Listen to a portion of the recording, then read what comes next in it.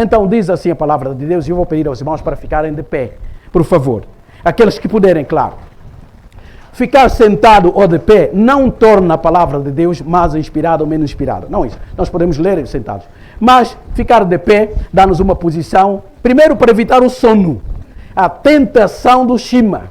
É que Shima tem um efeito, não é? Ele é amigo do sono. Então isso pelo menos evita alguém cair. Ok. Então diz assim a palavra do nosso Deus. Pois que diremos ter alcançado Abraão, nosso pai, segundo a carne? Porque se Abraão foi justificado por obras, tem que se orgulhar, porém, não diante de Deus. Pois que diz a Escritura, Abraão creu em Deus e isso lhe foi imputado por justiça. Ora, o que trabalha, o salário não é considerado como favor, e sim como dívida. Mas ao que não trabalha, porém crê naquele que justifica o ímpio, a sua fé lhe é atribuída como justiça. E é assim também que Davi declara ser bem-aventurado o homem a quem Deus atribui justiça independentemente das obras. Bem-aventurados aqueles cujas iniquidades são perdoadas e cujos pecados são cobertos. Bem-aventurado o homem a quem o Senhor jamais imputará pecado. Vem, pois, esta bem-aventurança exclusivamente sobre os circuncisos ou também sobre os incircuncisos? Visto que dizemos, a fé foi imputada a Abraão para a justiça. Como, pois, lhe foi imputada? Estando ele já circuncidado ou ainda incircunciso? Não no regime da circuncisão, e sim quando incircunciso. E recebeu o sinal da circuncisão como um selo da justiça da fé que teve quando ainda incircunciso, para vir a ser o pai de todos os que creem, embora não circuncidados, a fim de que lhes fosse imputada a justiça. E pai da circuncisão, isto é, daqueles que não são apenas circuncisos, mas também andam nas pisadas da fé que teve Abraão, nosso pai, antes de ser circuncidado. Não foi por o intermédio da lei que Abraão ou a sua descendência coube a promessa de ser herdeiro do mundo, e sim mediante a justiça da fé. Pois se os da lei é que são os herdeiros, anula-se a fé e cancela-se a promessa, porque a lei suscita a ira, mas onde não há lei, também não há transgressão. Sublinhem bem isso, versículo 15. Essa é a razão porque provém da fé, para que seja segundo a graça, a fim de que seja firme a promessa para toda a descendência, não somente ao que está no regime da lei, mas também ao que é da fé que teve Abraão, porque Abraão é pai de todos nós, como está escrito, por pai de muitas nações te constituí, perante aquele no qual creu, o Deus que vivifica os mortos e chama à existência as coisas que aí não existem. Abraão, esperando contra a esperança, creu para vir a ser o pai de muitas nações, segundo lhe fora dito. Assim será a tua descendência. E sem enfraquecer na fé, embora levasse em conta o seu próprio corpo amortecido, sendo já de 100 anos e da idade avançada de Sara, não duvidou por incredulidade da promessa de Deus, mas pela fé se fortaleceu, dando glória a Deus, estando plenamente convicto de que Ele era poderoso para cumprir o que prometera. Pelo que isso lhe foi também imputado para a justiça. E não somente por causa dele está escrito que ele foi levado em conta, mas também por nossa causa, posto que a nós igualmente nos será imputado, a saber, a nós que cremos naquele que ressuscitou dentre os mortos a Jesus, o nosso Senhor, o qual foi entregue por causa das nossas transgressões e ressuscitou por causa da nossa justificação. Sublinhe ali, transgressões, 2 vezes apareceu aqui.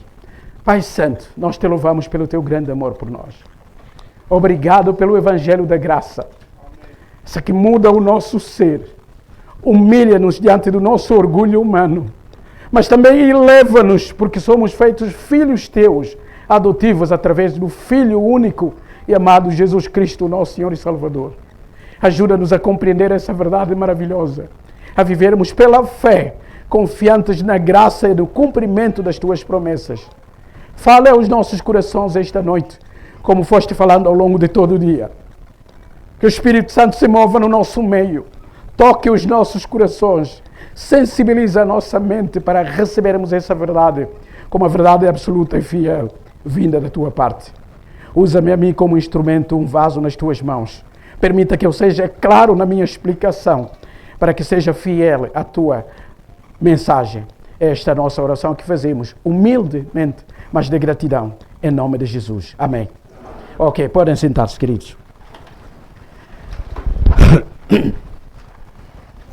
Essa passagem, esse capítulo começa com pois. E nós somos agraciados por Deus, nós que vivemos em pleno século XX e XXI, porque temos a Bíblia dividida por capítulos e versículos. As primeiras pessoas que leram a Bíblia não tinham essas divisões. Os livros eram livros inteiros. As cartas eram cartas inteiras, como nós quando escrevemos uma carta, por exemplo, agora os jovens já não fazem. Os jovens de hoje já não são tão românticos como no meu tempo. No meu tempo ainda se escrevia cartas. Não é? E cartas bem lindas, com folhas que eram vendidas, com flores a pelo. A gente escrevia a carta e quase que só a imagem da carta convencia a menina. Não é? Então nós escrevíamos. E normalmente não escrevíamos capítulos ou versículos. Não punhamos lá, número 1, eu gosto de ti. Número 2, sem ti não consigo viver. Número 3, tu fazes parte da minha vida. Não é assim. Não é? A frase era fluida. Não é? A poesia era maravilhosa.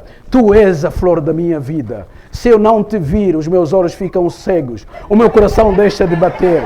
Eu sem ti perco o oxigênio. Não consigo respirar. Por favor, apareça. Mas tudo é andando. Poesia. E nós sabíamos, ela vai ler isso. Vai ter que dizer sim. A Bíblia é a carta do amor do Pai. Quando nós lemos a Bíblia, ficamos encantados. Porque a Bíblia diz, eu sou teu Deus, mas sou um Deus que serve os seus servos. Uau! A Bíblia diz, Jesus diz, vocês são servos e eu sou Senhor. Mas a partir de agora, já não vos chamo servos. Porque o servo não sabe aquilo que o seu Senhor fala. Eu chamo-vos a partir de hoje amigos. Tu és amigo e amiga de Jesus. O Deus Filho, o Criador do Universo. Ele fez-se nosso amigo. Há poesia mais bonita do que esta? Claro que não há. Então a Bíblia, para nós, temos ajuda de capítulos e versículos, porque ajuda-nos a chegar mais rápido. Por isso é que os antigos memorizavam textos inteiros, parágrafos inteiros, na cabeça. Porque a Bíblia não era escrita, não era copiada. O rolo ficava lá no lugar de culto. Então os crentes ouviam e memorizavam o texto.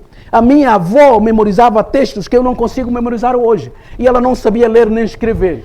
Mas ouvia os textos que o seu pastor lia. Ela sabia, tinha os salmos aqui, como os antigos. E nós fomos ajudados, alguém que decidiu, um grupo de pessoas, para separar a Bíblia por capítulos, por versículos, para nos ajudar a chegar facilmente. Então, quando lemos a carta aos Romanos, temos que lê-la como uma carta.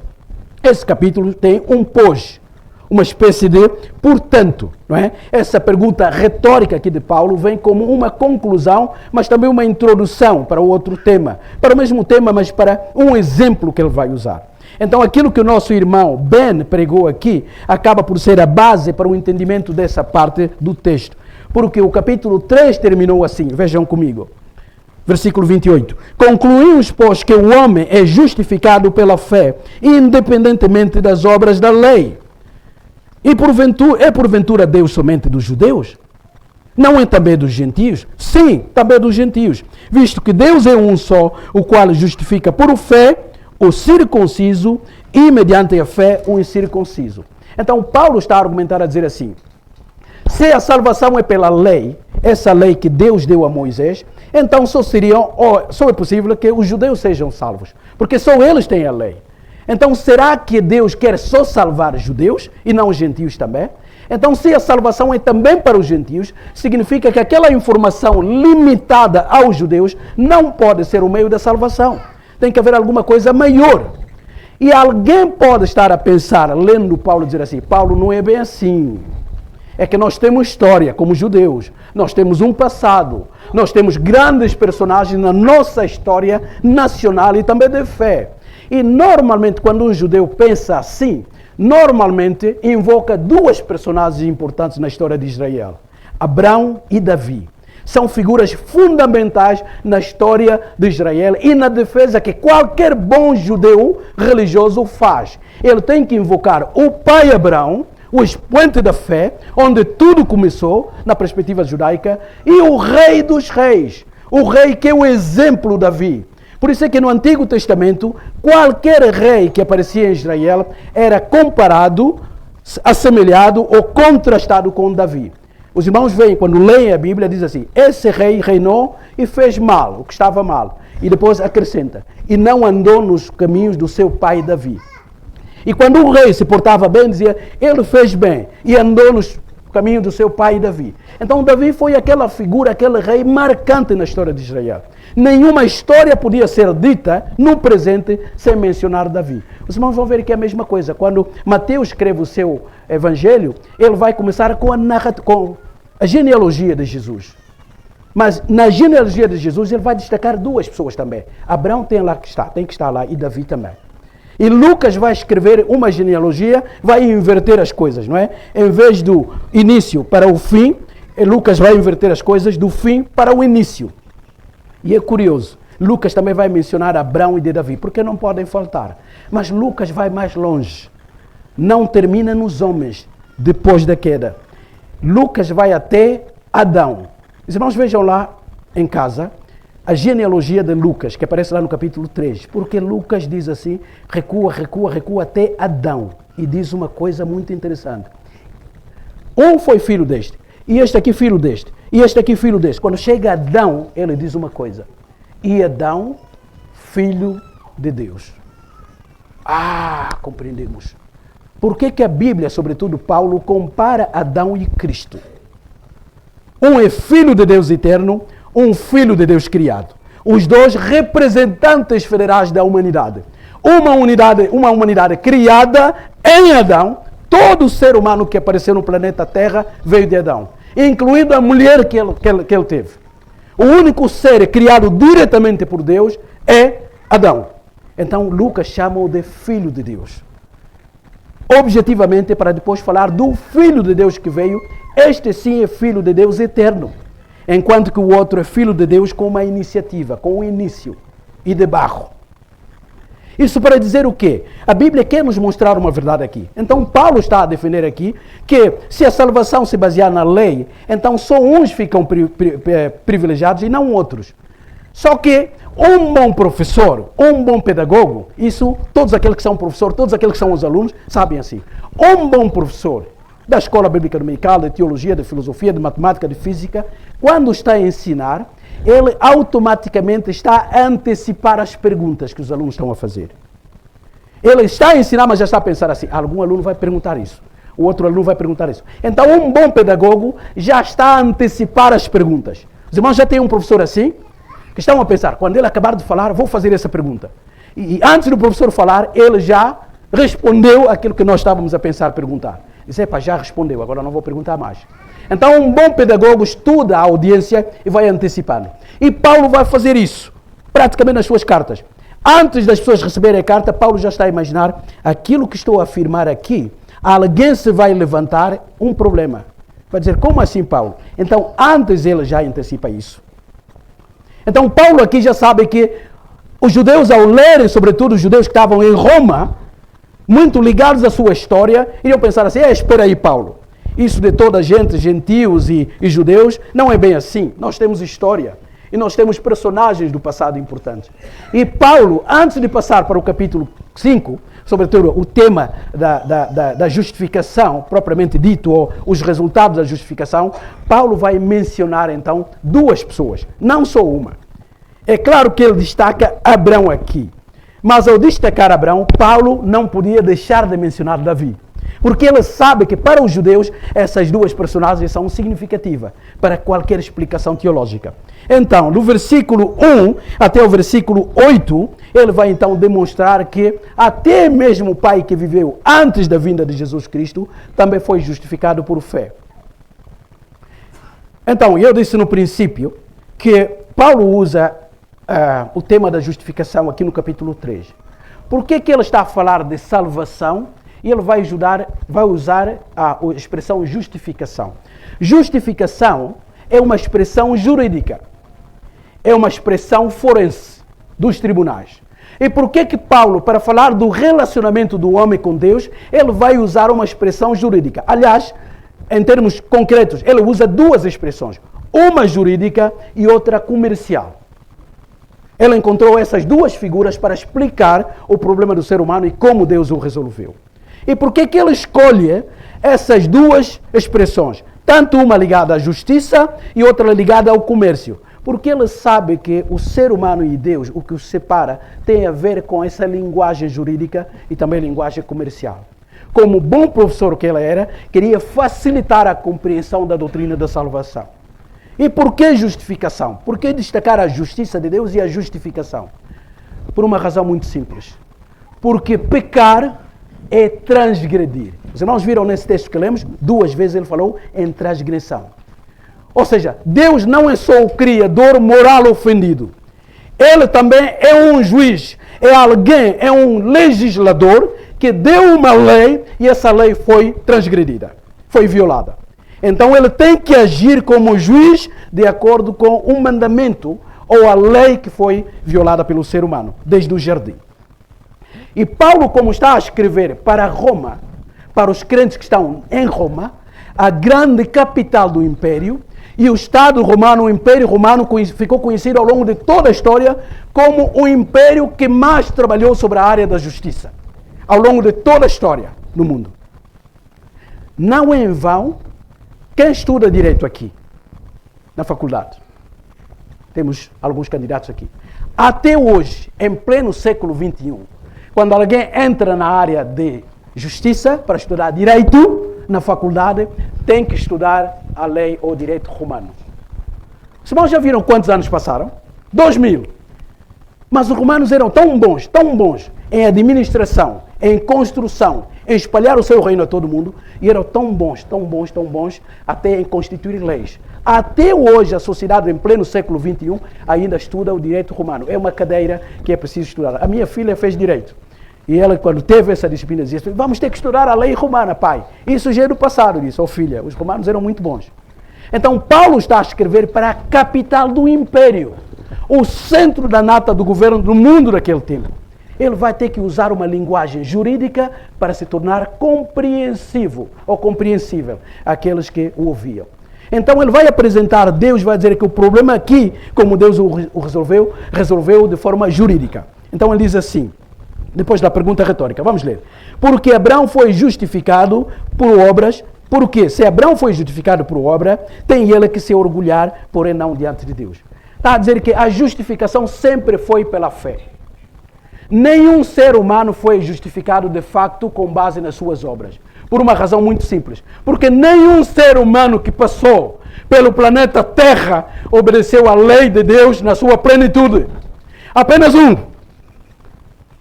Toda a humanidade, todo ser que já passou pelo planeta Terra, apenas uma pessoa obedeceu à lei de Deus na sua plenitude. E essa pessoa chama-se Jesus Cristo de Nazaré.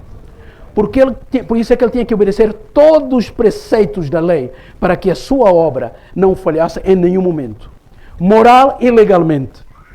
Os irmãos sabem que várias vezes ele fez coisas e os discípulos ficaram assim, e ele respondeu e disse assim: para se cumprir as Escrituras. Nada podia falhar. Ele teve que ser circuncidado como bebê, como qualquer judeu, para um dia não ser acusado como alguém que não cumpria uma regra da aliança. Ele teve que seguir todos os preceitos. Os pais cumpriram todos os passos para aquele bebê. E ele cresceu obedecendo a tudo. Indo a Jerusalém, estando na sinagoga, ouvindo a palavra, fazendo tudo aquilo que a lei mandava. Porque ele veio como alguém que veio debaixo da lei.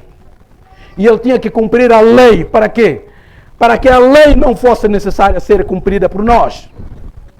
Então Paulo está a dizer aqui que Abraão também foi justificado pela fé e não com base na lei. Porque diz aqui, se Abraão foi justificado pelas obras da lei, então ele tinha orgulho em si. Quando alguém me faz uma coisa, ou me dá uma coisa, que é consequência daquilo que eu fiz, eu ensino, sou professor na escola, e dou aulas no fim do mês, eu recebo um salário, eu não vou agradecendo o Ministério da Educação, o diretor da minha escola, muito obrigado por aquilo que me deste. Não. Eles pagaram fruto do meu trabalho, fruto da minha inteligência e tudo aquilo que eu pude dar aos alunos, contribuir para o crescimento do país. Então, aquilo que me dão não é um favor que me estão a fazer. Então, como não é favor, eu posso me orgulhar do salário que eu recebo. Eu posso dizer, recebi um salário bom e eu mereço receber. E Paulo está a dizer que se Abraão foi justificado por causa das obras, então ele tem com que se orgulhar. E ele usa então a ilustração do salário. O salário não é um favor que é feito ao trabalhador. É um mérito, é uma recompensa. Não é? É um pagamento, é uma troca. Eu dou tempo, esforço, inteligência e eles pagam-me monetariamente um instrumento de troca para eu conseguir outras coisas para a minha vida. Então essa é a defesa do Paulo. Mas ao que trabalha, porém, crê naquele que justifica o ímpio, a sua fé lhe é atribuída como justiça. Então Paulo está a dizer, aquele que não trabalha para ganhar alguma coisa como mérito, mas crê naquele que faz as promessas, tudo aquilo que recebe é de graça. Então no fundo ele está a receber, é claro que a fé é um instrumento para se apropriar disso, mas nós não somos salvos pela fé como causa. Atenção aqui, às vezes há muita confusão. Parece que a fé é a fonte, é a base da nossa salvação. Não é. A salvação sempre vem da graça, do amor de Deus e nos méritos da justiça de Cristo. A fé é o instrumento pelo qual essa graça nos chega. Então, esse é o meio oficial que Deus determinou para que a salvação chegasse ao ser humano. E Paulo, então, está a usar essa argumentação para dizer, até o nosso pai da fé, o grande Abraão, ele só foi justificado através da fé que ele depositou em Cristo. E como não podia deixar de ser, ele tinha que mencionar Davi. Vejam comigo, versículo 6. E é assim também que Davi declara ser bem-aventurado o homem a quem Deus atribui justiça, independentemente das obras. Paulo está a citar aqui o Salmo 32. Há um salmo de confissão, que é o Salmo 51 de Davi, mas há o Salmo 32, onde Davi vai explicar também o perdão que ele recebeu. Quando ele se calou, alguma coisa errada aconteceu. Mas graças a Deus que Deus é bondoso e misericordioso. E apesar de ter pecado gravemente, Deus é gracioso o suficiente para perdoar aquele homem. E ainda o usou como rei. E foi um dos grandes escritores do Antigo Testamento. Uma figura incontornável na Bíblia. Aliás, um músico, um poeta, um rei. Uma figura emblemática até da vinda do Messias. E até um profeta. Davi era profeta. É o Novo Testamento que o afirma. Pedro diz isso lá em Atos. Sendo Davi profeta, ele disse que os ossos não seriam entrar em decomposição. Mas ele não falava dele, porque ele de facto foi sepultado e seus ossos ficaram desintegrados. Mas ele falava de Cristo, da ressurreição. Mas Pedro diz, sendo ele profeta. Um grande homem, ou um homem que foi usado poderosamente por Deus. Mas ele reconheceu a graça soberana de Deus. Amados, a doutrina da graça não é uma invenção. É ela que permeia toda a Bíblia. Que Deus não permita que qualquer um de nós encontre um mérito na sua vida por aquilo que Cristo fez, está a fazer e fará. Eternamente nós iremos louvar a Cristo pela sua obra. Mesmo glorificado, sem mancha do pecado, nós ainda nos dobraremos, como o irmão Charles dizia, levaremos o pequeno prêmio que recebermos da vida que levamos aqui e dizer, nós não merecemos e vamos colocar aos pés de Cristo. Porque é Ele que merece o nosso louvor e a nossa adoração. Tudo é fruto da graça de Deus. E esse Deus é tão poderoso para perdoar o pecador e não imputando o seu pecado. Em vez de castigá-lo diretamente, Ele é tão bondoso e soberano para o perdoar. Eu lembro-me, eu conto sempre a história de um homem que eu conheci. Conhecendo, conversando com aquele homem, eu tentava falar com ele de Cristo. E uma vez ele ficou muito zangado comigo. Mas zangado mesmo. E o homem era grande, quase 2 metros. E ele olhou para mim e disse assim, o Samuel está a dizer isso porque não conhece a minha vida.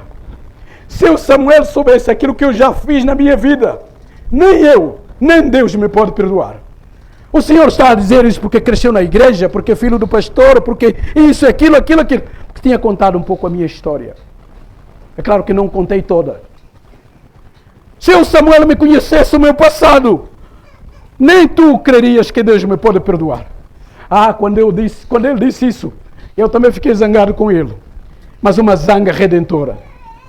Disse, estás enganado, rapaz. O sangue de Jesus Cristo veio para purificar pecadores piores do que tu pensas.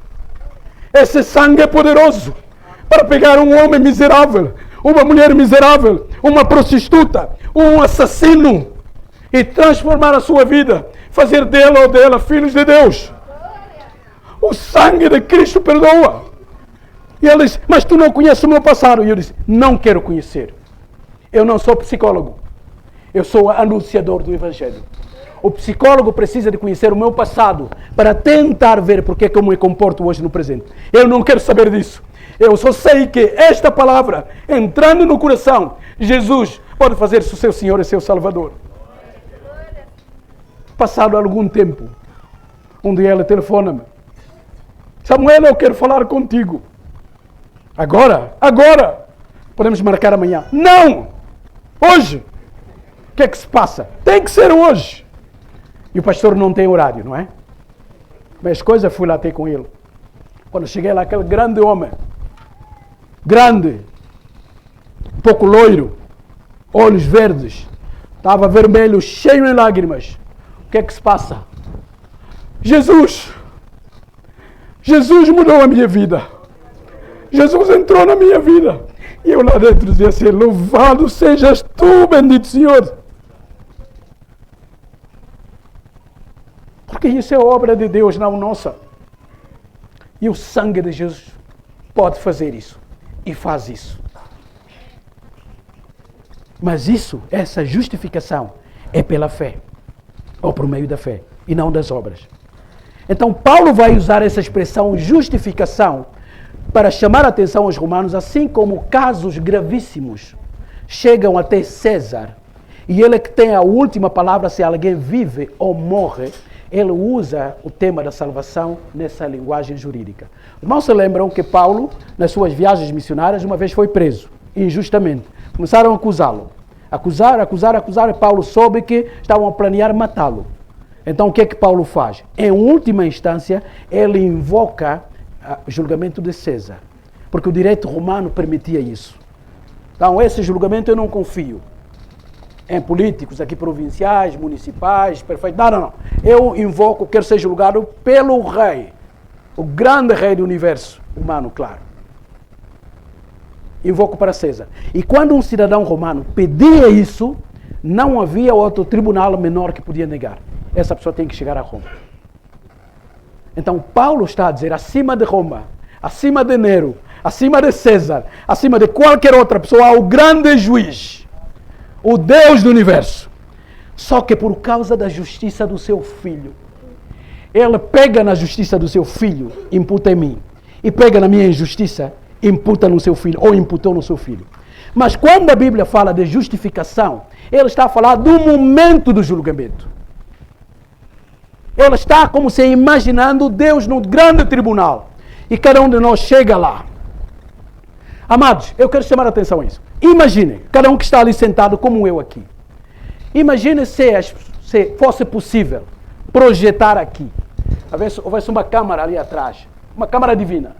E projetasse aqui à frente o que nós pensamos, o que desejamos, o que dissemos, o que escondemos, o que não dissemos à nossa esposa, o que não dissemos ao nosso marido, o mal que falamos do nosso marido perante os vizinhos ou a nossa família, o mal que falamos da nossa esposa, que ela não sabe, perante a minha mãe, o meu pai, e houvesse uma câmara que mostrasse tudo ali, e nós aqui sentados. Os irmãos acham que nós aguentaríamos ficar aqui?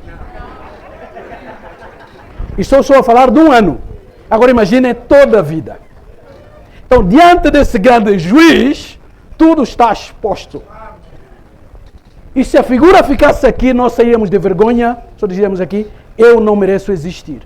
A ideia é que esse Deus, que é perfeito, que vê tudo mais do que qualquer câmara, por mais pixels que tenha, mais do que qualquer telescópio, como o mais atual telescópio do mundo, o Hubble. Aqueles que estudam a física, sabem o que o Hubble está a fazer? O telescópio maior que nós tínhamos, o grande telescópio, era o Hubble. Essa era a nata da física, da astrofísica. Agora temos o outro que é maior ainda. A maior engenharia que o ser humano já fez, que é o James Webb. Os irmãos estão acompanhando a notícia, sabem quais são as imagens que James Webb está a enviar? A NASA estão a baralhar a física. Muito daquilo que estudamos até hoje está a ser posto em causa. A máquina que os próprios homens criaram, a mais sofisticada do mundo, foi lá, agora está a enviar informações que está a baralhar o mundo da física. Entra no YouTube, acompanha as discussões científicas. É Deus provando de que vocês pensam que sabem tudo, sabem como eu criei isso, vocês não sabem nada. Ou os nossos livros têm que ser revistos, ou os cientistas estão a tentar encontrar outra explicação. Só que a máquina é deles. E eles disseram-nos que essa máquina é o telescópio mais sofisticado que o ser humano já criou. Portanto, partimos do princípio que toda a informação que nos dá é correta. E está a criar confusão. Agora, o nosso Deus é muito mais do que aquilo que um telescópio pode revelar. Tudo. Então, diante do tribunal, com as acusações de Satanás e de todos aqueles inimigos, este homem merece morrer. Que imputo deve parar aí no inferno, Deus, tu és justo. E Deus, diante daquelas acusações, é como se pegasse o seu filho e dissesse assim: Jesus, vem cá, meu filho. Coloca no meio. E diz assim ao nosso inimigo: Satanás, podes levantar uma acusação contra o meu filho? Podes apontar um único erro que o meu filho cometeu? Ah, mas Deus, quem cometeu não foi o seu filho. É este homem ali. Disse: pois é, mas este homem creu no meu filho. E eu agora olho para ele à luz da justiça do meu filho. Se tu tiveres algum motivo para acusar o meu filho, então essa pessoa fica condenada. Mas se tu não conseguires provar nenhuma acusação legal diante do meu filho, eu declaro este homem ou esta mulher aqui justificados. É essa a ideia bíblica da justificação. É a declaração divina. Ele faz uma declaração do tribunal, mas não termina aí. Ele pega na justiça do seu filho e imputa. Então Paulo agora usa um termo comercial. É o câmbio. É como a nossa vida fosse uma vida de dívidas. Portanto, só tínhamos dívidas ali. Devíamos ao Banco de Moçambique 200 e tal milhões de meticais. Não sei quanto é que vale isso. E o salário é miserável. Como é que vamos pagar isso? Nunca, nem com empréstimo, nenhum banco nos vai emprestar para pagarmos aquilo. Desespero total. A minha vida está estragada, sou um miserável. E aparece alguém que diz assim: quanto é que deves? Os irmãos, imaginem, os meticais mais difíceis de conseguir. Só 3 ou 4 pessoas têm em Moçambique. O resto não tem. Imaginem, somado por 10, ou multiplicado por 10. É isso que tu tens no banco? Está bem. No outro dia, vamos com o nosso cartão ao ATM, colocamos o cartão lá. Quando puxamos o carro, sai o recibo. Saldo positivo. O quê?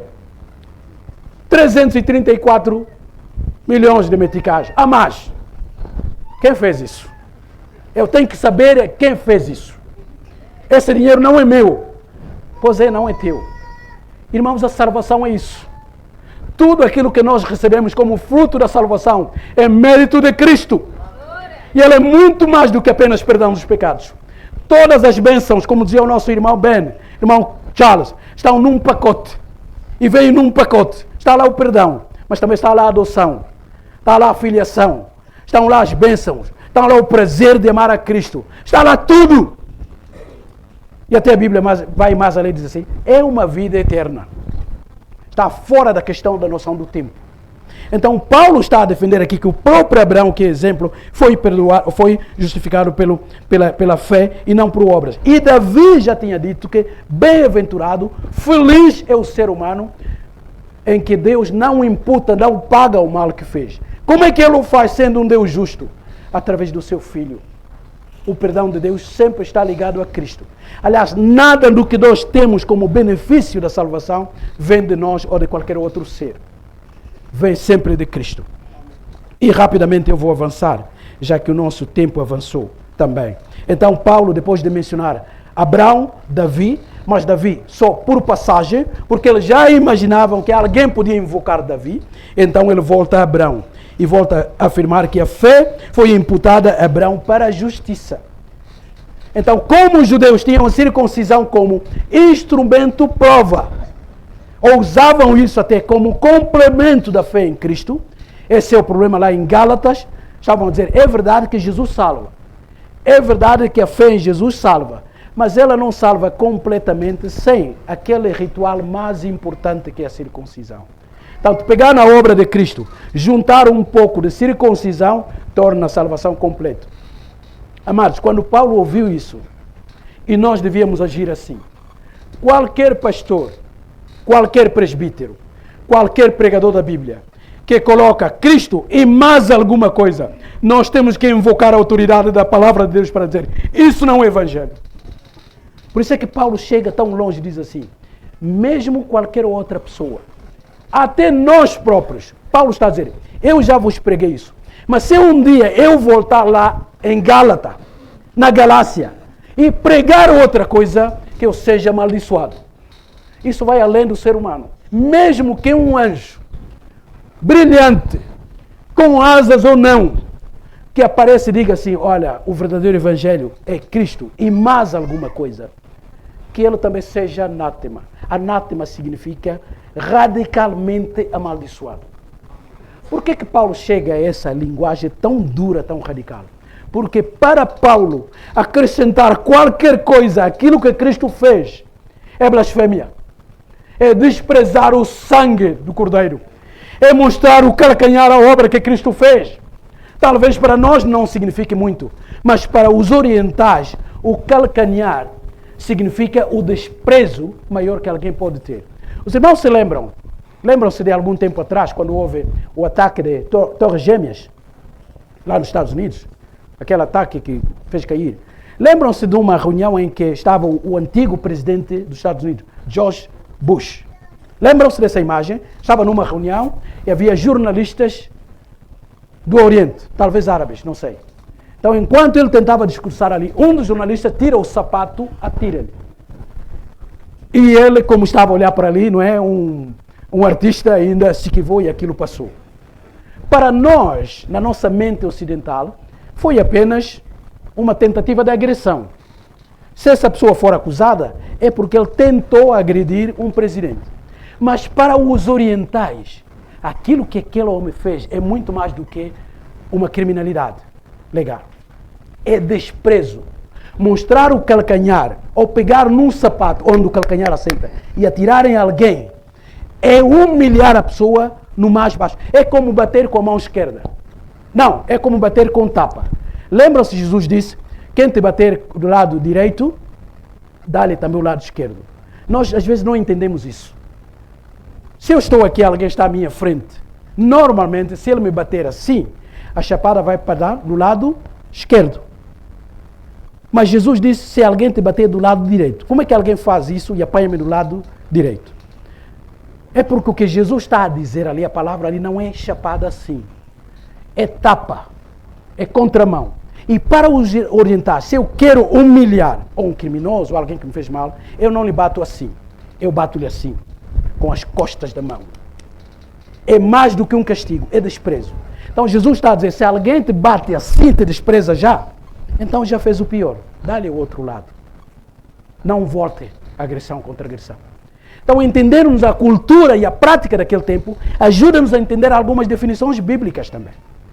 Então Paulo está a usar essa imagem aqui para mostrar que aquele que acrescenta alguma coisa ao evangelho puro, que foi conquistado por Jesus Cristo, está a desprezar, a levantar o calcanhar contra o Filho do Homem. Aliás, diz o autor aos Hebreus, isso assusta. Está a desprezar, a menosprezar o sangue que cumpriu tudo. É como se não fosse suficiente. Fazer isso, pastor, é como dizer que eu ensino a minha igreja que o que Cristo fez não chega. Eu tenho que acrescentar algumas práticas necessárias que os crentes devem obedecer para se tornarem verdadeiramente salvos. Amado, se ensina isso, então o seu lugar não é o púlpito. Vá fazer outra coisa. Porque quem fica à frente de uma igreja e assume-se como pregador do Evangelho, ele tem que pregar Cristo e Cristo só. Os 5 solas da Reforma dizem isso. Sola Christos. Sola gracias, o gratia, sola fide, só lhe deu glória. Só Cristo e mais nada. Então Paulo está a usar como exemplo, como ilustração dessas duas figuras aqui, para provar a sua tese de que a justificação só é possível por meio da fé e através de Cristo, ou por Cristo, ou por causa da justiça de Cristo. Eu vou ler a parte final, já que tenho 4 minutos ainda.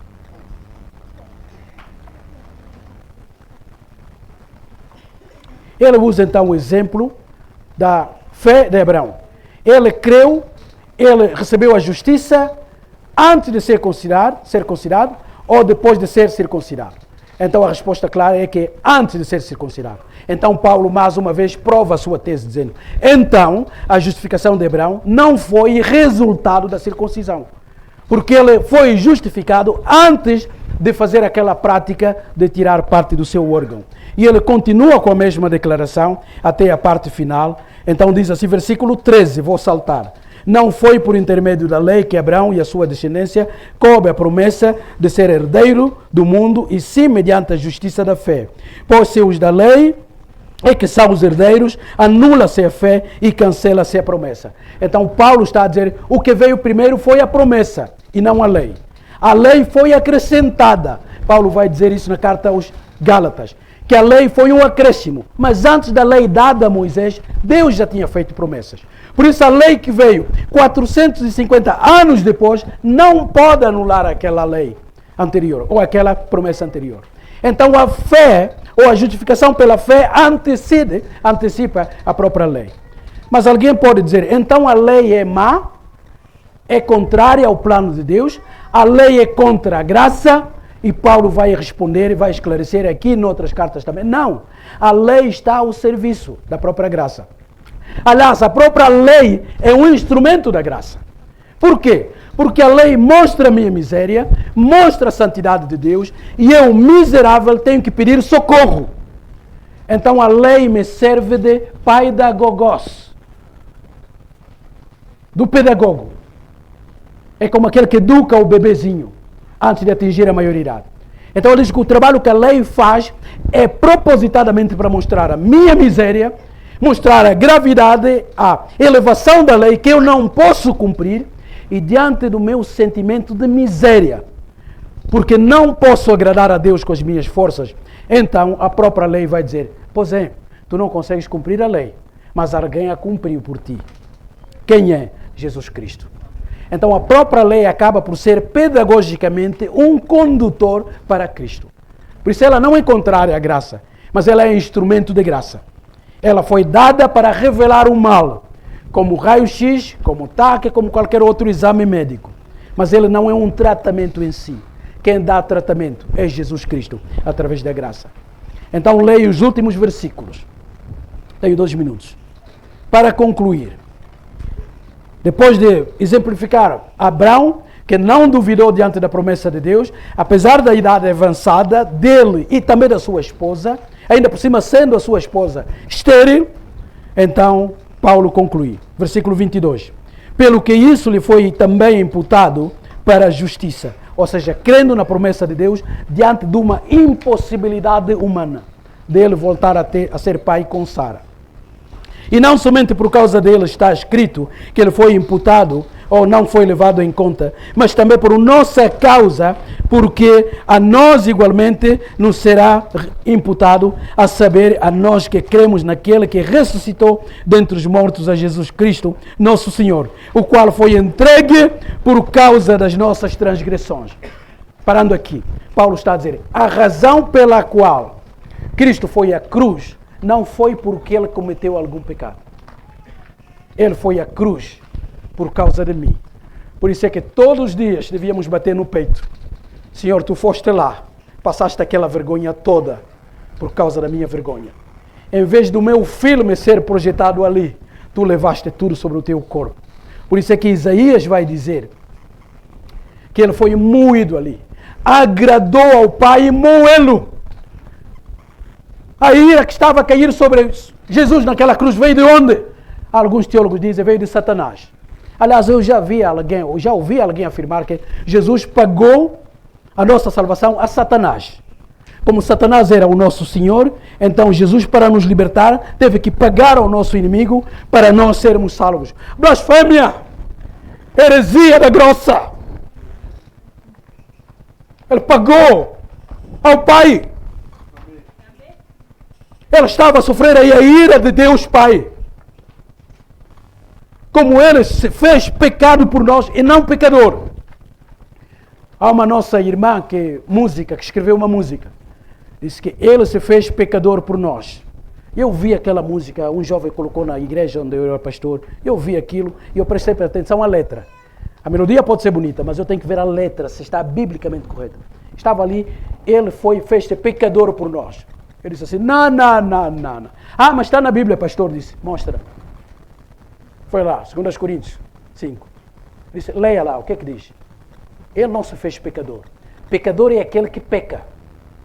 Paulo diz corretamente, ele se fez pecado.